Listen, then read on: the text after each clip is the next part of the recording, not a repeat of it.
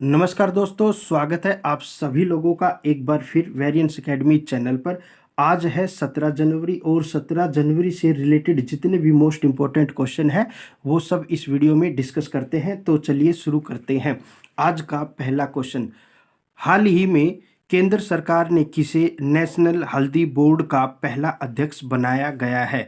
तो इसका सही आंसर है पल्ले गंगा रेड्डी को बनाया गया है। केंद्रीय वाणिज्य मंत्री पीयूष गोयल ने हल्दी के नए उत्पादों और विकास के लिए नेशनल हल्दी बोर्ड की स्थापना की है। पल्ले गंगा रेड्डी को इसका पहला अध्यक्ष बनाया गया है। जीआई टैग कंदमान हल्दी कहाँ पर है? ये वाला हल्दी हमें पौधे के तने भाग से मिलती है। हाल ही में दिसंबर 2024 माह के लिए ICC player of the month किसे चुना गया है? तो इसका सही आंसर है जसप्रीत बुमराह को चुना गया है।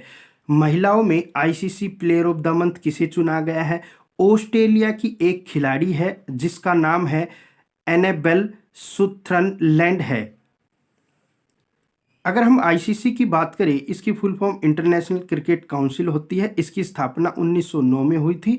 इसका हेडक्वार्टर दुबई में है, यानी कि यूएई में है। अगर इसका हम चेयरमैन की बात करें, वर्तमान में जय शाह इसके चेयरमैन हैं। हाल ही में चर्चा में रही इरा जाधव का संबंध किस खेल से है? तो इसका सही आंसर है क्रिकेट। इरा जाधव मात्र 14 वर्ष की है, जो अभी अंडर 19 क्रिकेट में तीसरा शतक बनाने वाली पहली भारतीय क्रिकेट बन गई है। इन्होंने मुंबई के लिए खेलते हुए मेघालय के खिलाफ अंडर 19 वुमेन्स ओडीआई ट्रॉफी में 346 रन बनाए और इस तरह उन्होंने स्मृति मंधाना का ओडीआई अंडर 19 में 2024 रनों का रिकॉर्ड तोड़ दिया है, जो इन्होंने 2013 में बनाए थे। इरा जाधव पुणे महाराष्ट्र से बिलोंग करती है। हाल ही में भारत का पहला महिला हॉकी इंडियन लीग का आयोजन कहां पर किया गया है? तो इसका सही आंसर है झारखंड। इस बार यह आयोजन झारखंड के रांची में मारंग जयपाल सिंह हॉकी स्टेडियम में 12 से 16 जनवरी के बीच में किया जाएगा। मेंस हॉकी इंडिया लीग की स्थापना कब की गई थी? तो ये 2013 में की गई थी। FIH hockey 5S women world cup का आयोजन कहां पर किया गया है? मस्कत में किया गया है। जीता किसने? नीदरलैंड। और हारा कौन था? इंडिया हारा था। अगर हम इसी तरीके से FIH hockey 5S mains world cup की हम बात करें तो आयोजन कहाँ हुआ था? यह आयोजन भी मस्कत में हुआ था। जीता कौन था? इंग्लैंड जीता था। अगर मैन और वुमेन अगर हम दोनों की ही बात करें तो नीदरलैंड टॉप पर रहे थे। अगर हम हॉकी की बात करें तो पुरुष में हॉकी का कोच कौन है? तो क्रेग फुलटन है। इसी प्रकार से महिलाओं का कोच कौन है? इसमें हरिंदर सिंह को कोच बनाया गया है। भारत का सबसे बड़ा हॉकी स्टेडियम कहाँ पर है? बिरसा मुंडा है, जो कि उड़ीसा में स्थित है।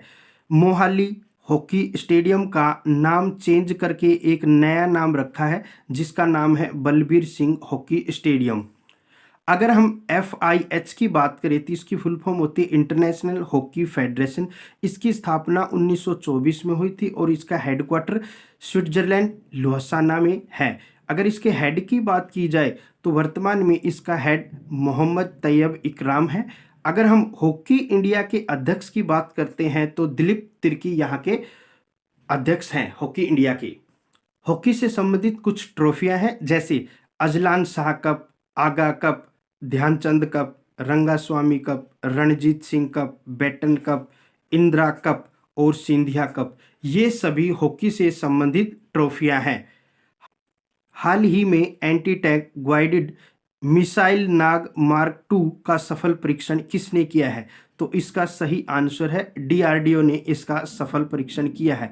अगर हम डीआरडीओ की बात करें तो डीआरडीओ की फुल फॉर्म होती है डिफेंस रिसर्च डेवलपमेंट ऑर्गेनाइजेशन। इसकी स्थापना 1958 में हुई थी और इसका हेडक्वार्टर नई दिल्ली में है और इसका चेयरमैन का नाम है समीर कामत। अगर हम बात करें डीआरडीओ का पहला चेयरमैन कौन था, उसका नाम बताओ। तो उसका नाम है दौलत कोठारी। और अगर हम आपसे पूछे डीआरडीओ डे कब मनाया जाता है, तो 1 जनवरी को डीआरडीओ डे मनाया जाता है। हाल ही में इंडिया एनर्जी वीक 2025 का आयोजन कहाँ पर किया गया है, तो इसका सही आंसर है नई दिल्ली में किया गया है। अगर हम इसके आयोजन की बात करें तो 11 से 14 फरवरी के बीच में इसका आयोजन किया जाएगा। और कहाँ पर किया जाएगा, नई दिल्ली में इसका आयोजन किया जाएगा। अच्छा, इसका उद्देश्य क्या है, वैश्विक एनर्जी को बढ़ाना ही इसका उद्देश्य है।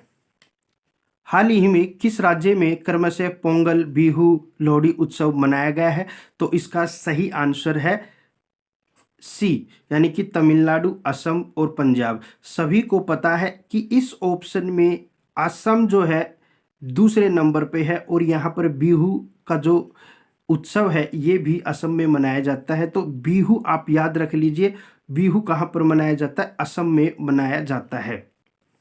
अगर हम कुछ उत्सव की बात करें, यानी कि लोहड़ी उत्सव अलग अलग नामों से जाना जाता है अलग अलग राज्यों में। जैसे कि पंजाब और हरियाणा में लोहड़ी कहते हैं, यूपी और बिहार में खिचड़ी कहते हैं, गुजरात में उत्तरायण कहते हैं, तमिलनाडु में पोंगल कहते हैं, असम में क्या कहते हैं, बिहू उत्सव कहते हैं। पुनात सांगछू जल विद्युत परियोजना कहाँ पर स्थित है, तो इसका सही आंसर है भूटान। यह परियोजना भूटान की पुनातसांगू नदी पर आधारित है। अगर हम भूटान की बात करें कि भूटान की राजधानी क्या है, भूटान की राजधानी थिम्पू है, और यहाँ की मुद्रा क्या है, न्यूगल ट्रम है। न्यूगल ट्रम एकमात्र ऐसा देश है जो कि इसी एक देश की मुद्रा है, और किसी भी कंट्री की मुद्रा न्यूगल ट्रम नहीं है। भूटान का प्रधानमंत्री कौन है, शेरिंग टोगबे। कौन है, शेरिंग टोगबे। यहाँ का राष्ट्रपति का नाम क्या है, जिग्मे खेसर। अगर हम संसद की बात करें कि बताओ भूटान का संसद का नाम क्या है, तसोंगडू वहाँ के संसद का नाम है। अगर हम बात करें भूटान शेयर करता है अपनी बाउंड्री को इंडिया के साथ, तो कितना, 699 किलोमीटर शेयर करता है। दोस्तों, आपके लिए एक होमवर्क क्वेश्चन है जिसका आंसर आपको कमेंट बॉक्स में बताना है। आज का क्वेश्चन है, भारत में किस राज्य की सबसे लंबी तटीय रेखा है।